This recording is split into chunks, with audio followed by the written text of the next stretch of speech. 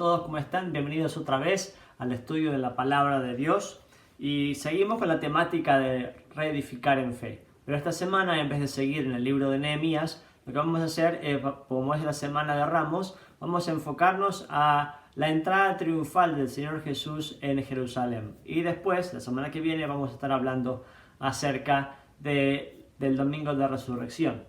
Pero esto no significa que nos vamos a tener un gran desvío, sino que quiero que vayamos primero a la Palabra de Dios y después hablamos de cómo esto se conecta con la idea de reedificar nuestras vidas, de poder edificar de manera sólida y de saber que estamos haciendo la voluntad del Señor, ¿no es cierto? Vayamos a la Palabra de Dios en el Evangelio de Juan, capítulo 12, versículo 12, y esto es lo que dice. Al día siguiente, muchos de los que se habían ido a la fiesta se enteraron de que Jesús se dirigía a Jerusalén. Tomaron ramas de palma y salieron a recibirlo, gritando a voz en cuello: ¡Hosana! ¡Bendito el que viene en el nombre del Señor! ¡Bendito el Rey de Israel! Jesús encontró un burrito y se montó en él, como dice la Escritura. No temas, oh hija de Sión, mira que aquí viene tu rey, montado sobre un burrito. Al principio, sus discípulos no entendían lo que sucedía. Solo después de que Jesús fue glorificado, se dieron cuenta de que se había cumplido en él lo que de él ya se había escrito. La gente que había estado con Jesús cuando él llamó a Lázaro del sepulcro y lo resucitó de entre los muertos, seguía difundiendo la noticia. Muchos que se habían enterado de la señal realizada por Jesús salían a su encuentro. Por eso los fariseos comentaban entre sí: como pueden ver, así no vamos a lograr nada. Miren cómo lo sigue todo el mundo. Paremos ahí. Entonces quiero hacer un par de comentarios antes de que entremos del todo. No sé si ustedes han escuchado alguna vez la frase: todos los caminos conducen a Roma, ¿no es cierto? Esa frase fue acuñada porque literalmente en el tiempo del Imperio Romano todas las rutas estaban destinadas a que sean los productos o sean las tropas que pudiesen ir y venir y contactarse con el imperio romano. La centralidad del imperio estaba en Roma. Hay otras ciudades que, si uno ve la forma en que fueron construidas, se ve también una intencionalidad. Si uno ve la ciudad de Buenos Aires, o ve que desde la ciudad de Buenos Aires salen muchas avenidas o rutas, hasta los trenes fueron construidos de una manera en que la parte central era vista desde el punto de vista desde el puerto de Buenos Aires. Eso, Buenos Aires es Argentina. Y se ve que las rutas del país corren también en esa centralidad. El mapa ferroviario de 1800 fue diseñado de esa manera, la perspectiva de que todos los productos del país puedan llegar al puerto de Buenos Aires lo antes posible. Eso habla también de una intencionalidad. A otras ciudades, como por ejemplo París, también, si uno hace un zoom en Google Maps, puede ver que tiene esta idea de centralidad, de que todo el país tiene una idea de la parte más importante está donde el gobierno se encuentra. Entonces vemos una intencionalidad en la forma en que fueron edificadas. Eso también habla de una intencionalidad en la manera de vivir, en la manera de entender la vida y en la manera de entender el gobierno, de la manera de entender de cómo funcionamos. Otros países, como por ejemplo aquí en Estados Unidos, no es tan evidente, y sino tiene un sentido de que cada estado forja sus rutas de la manera particular, pero no hay un sentido de centralidad. Una vez ve a otros pueblos y se pregunta: ¿quién diseñó esto? ¿No es cierto? Lógicamente, al parecer no había intencionalidad ni propósito alguno o centralidad alguna, sino lo que sea sale. Pero si vemos la palabra de Dios, vemos que cuando la palabra de Dios habla, por ejemplo, está acerca de al día siguiente muchos de los que se habían ido a la fiesta, esa fiesta es la fiesta que estaban celebrando de las enramadas, ¿no? Es una festividad que se puede encontrar en Levítico capítulo 23, y vemos que es una festividad que el pueblo de Israel estaba guiado o había una dirección del Señor de festejar lo que el Señor ha hecho. Y era un festejo que duraba 7 días. Unas 7 días que daban después una celebración y un regocijarse juntos en lo que el Señor ha hecho. Vemos que esta celebración también viene antes de la Pascua. Y la Pascua, todo Israel estaba, todos los israelitas aún, si estaban en otras partes del mundo, eran animados a poder juntarse todos juntos en Jerusalén para pedir el perdón de los pecados. Vemos intencionalidad. Dios cuando crea todo este sistema de fiestas para el pueblo de Israel, tiene esta idea de la centralidad, de cuál es el centro. Entonces mi pregunta es, si uno mira mi calendario y mira mi agenda y mira mi forma de vivir, ¿puede ver algún indicio de cuál es la parte más importante de mi vida? ¿Cuál es la centralidad? ¿Para qué? ¿En cómo me estoy armando? En algunas familias es muy evidente que el trabajo es lo central. Cualquier cosa está dictada por el trabajo. Viajamos a un lugar, a otro lugar. El trabajo lo dicta todo. En otras familias, los hijos son la centralidad. Los hijos parecen ser los reyes de la casa. Ahora estoy exagerando, pero es como que todo está enfocado en la vida de los nenes. Y a otras veces son otras cosas. La vida puede ser encaminada alrededor de los deportes, que puede ser que me gusta un equipo muy grande y yo lo voy a seguir a todos lados. No sé, pero a veces cuando hablamos de la idea de vivir con intencionalidad y de pedir y de vivir haciendo que el Señor Jesús sea mi centro, me pregunto si nosotros estaríamos contentos, satisfechos o lo haríamos con ganas el hecho de dedicar una semana entera solamente con el hecho de celebrar al Señor. Fíjense que cuando habla de la fiesta de las enramadas, no habla de que hay un orador famoso, no habla ni siquiera acerca de la calidad de los instrumentos, no habla acerca de otra cosa, sino que habla acerca de la intencionalidad la orden del Señor de celebrar su bondad. No es un evento de entretenimiento, sino un evento de celebración a Dios. Una buena pregunta, cuando nos juntamos, ¿qué es la parte más importante? ¿Qué es lo que determina si voy a juntarme con mis hermanos a celebrar al Señor o no?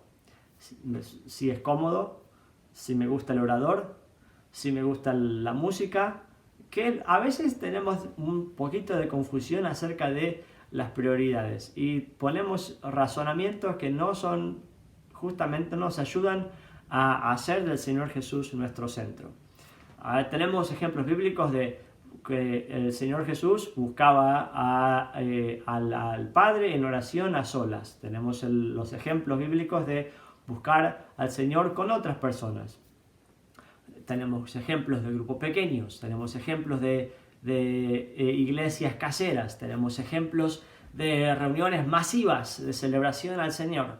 No hace que ninguna de esas cosas sean más importantes que las otras, sino que todas tienen su importancia. Y a veces tenemos este tema de que en realidad tenemos otras cuestiones que nos están impidiendo que busquemos al Señor con todo nuestro corazón. Tal vez es nuestro afán por ser productivos, tal vez es nuestro afán por tener más descanso o esto o el otro, pero no sé cuáles son tus razones, pero quiero que nos preguntemos si alguien viese nuestro calendario familiar o individual, ¿cuáles son nuestras prioridades? ¿Qué es lo que refleja nuestro calendario, nuestra agenda? Por supuesto hay emergencias todo el tiempo, pero sería un buen ejercicio, un ejercicio de honestidad para todos nosotros, de decir, ¿es la búsqueda del Señor la cosa central en mi vida? Creo que vayamos y sigamos con este pasaje, porque cuando Jesús entra a Jerusalén, es una entrada mesiánica, ¿no es cierto?, del Mesías, del Salvador. Por supuesto que se juntaban todos los años orando y pidiendo que el Señor los librase. Ahí tenemos diferentes actores en el pasaje. Tenemos los discípulos, tenemos las multitudes, tenemos las personas que han escuchado al Señor Jesús, que han visto los milagros. Tenemos también a los fariseos, tenemos también otros, los saduceos, que estaban también presentes. Tenemos otros que eran más revolucionarios, que estaban en la multitud también. Entonces, quiero que prestemos atención a lo que el Señor Jesús hace.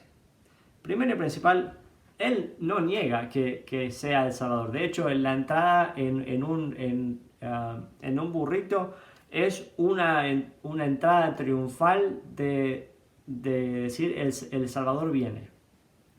Ahora, si todas las personas estaban listas y estaba la pasión de la multitud para hacerlo rey, ¿por qué es que el Señor Jesús no siguió el impulso de la multitud y dijo, bueno, sí, soy el rey, háganse cargo?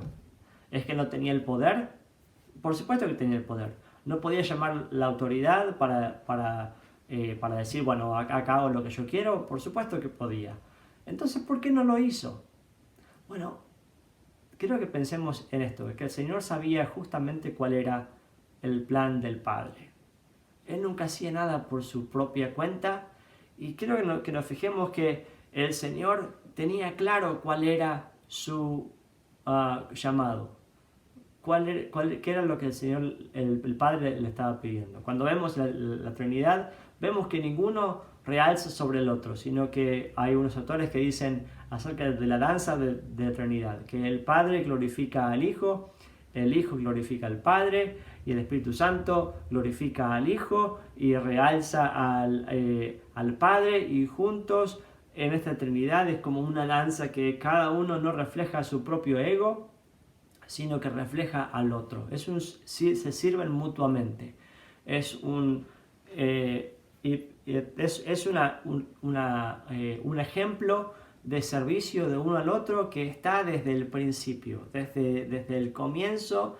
Dios ya muestra este sentir de la unidad, del servicio y del amor para con los demás.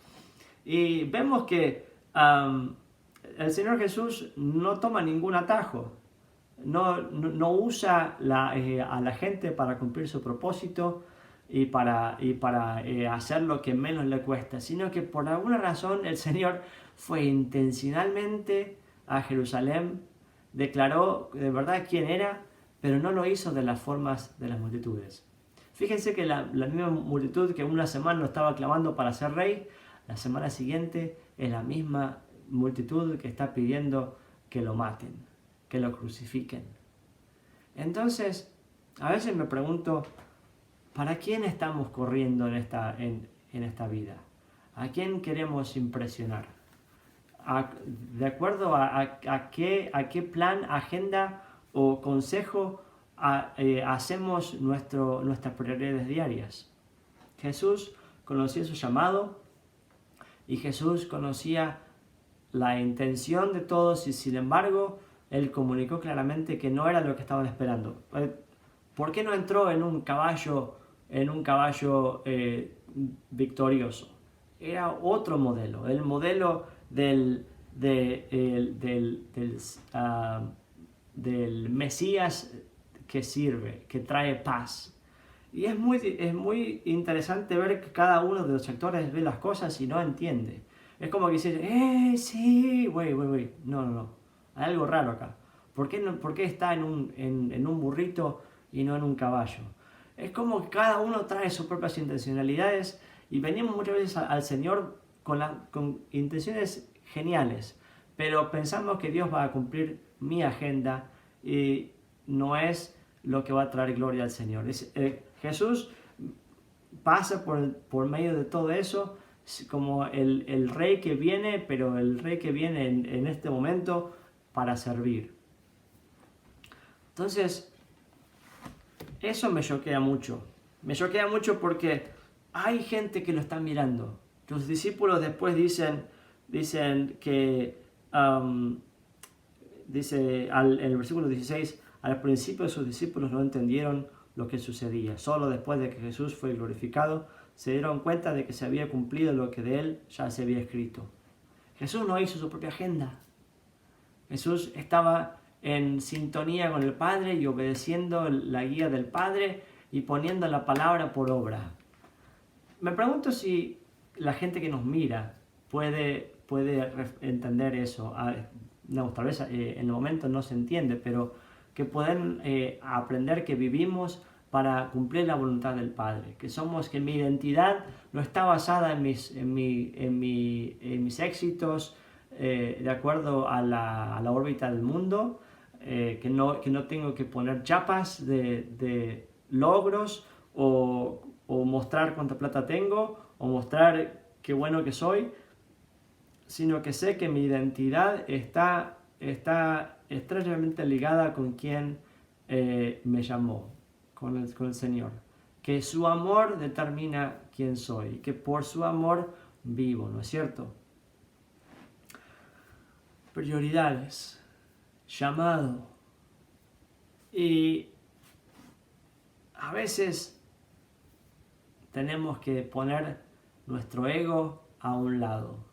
El Señor Jesús, aún siendo el Rey, aún siendo el creador de todo, se despojó a sí mismo y fue a servir, y servir aún rechazando las invitaciones para tener atajos, sino para servir aún en los momentos más difíciles, en los momentos más complicados, y aún tomando la forma de siervo y humillándose hasta lo máximo. A veces el obedecer al Señor requiere que reneguemos y digamos no a buscar posiciones, a buscar mostrar que somos los mejores o mostrar que podemos hacer más y que no necesitamos a nadie.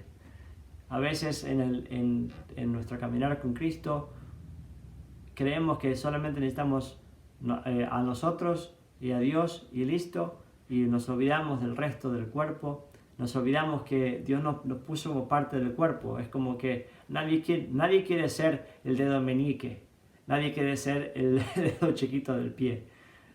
Todos quieren tener un rol primordial, pero fuimos llamados por el Señor, y el Señor nos dio y nos asimiló a su familia para que sirvamos los unos a los otros. Aún los que no entendían nada, como los fariseos y saduceos, que estaban ahí metidos en el medio, querían hacer sus planes para poder atrapar al Señor Jesús, y aún en eso hacen una profesión al final del capítulo 19, que dice: como pueden ver, así no vamos a lograr nada. Miren cómo lo sigue todo el mundo. El Señor Jesús es como que el Señor Jesús se ríe en esa exclamación, ¿no es cierto? Porque el propósito del Señor Jesús no era solamente redimir al pueblo de Israel, sino redimir al mundo. Y esta idea de que la gente que venía de todo el mundo a Jerusalén para celebrar el perdón de los pecados, y Jesús viniendo como el Rey que sirve, el Rey que nos ama tanto, tiene este plan en mente, ¿no es cierto?, de bendecir al mundo y de rescatar al mundo y de que todos lo conozcan, de su amor y su cuidado para con nosotros. Así que quiero que cerremos este tiempo con un pasaje, y después quiero repasar algunos puntos para reflexionar.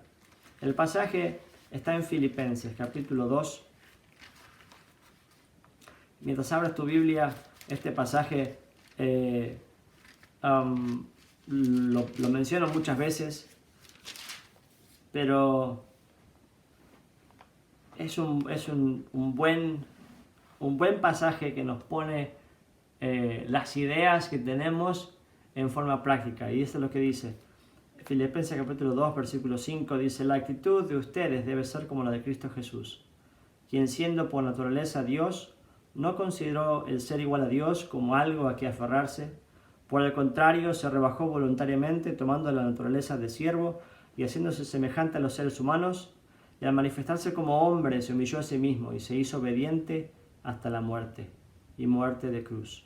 Por eso Dios lo exaltó hasta lo sumo y le otorgó el nombre que está sobre todo nombre, para que ante el nombre de Jesús se doble toda rodilla, en el cielo y en la tierra y debajo de la tierra, y toda lengua confiese que Jesucristo es el Señor, para gloria de Dios Padre.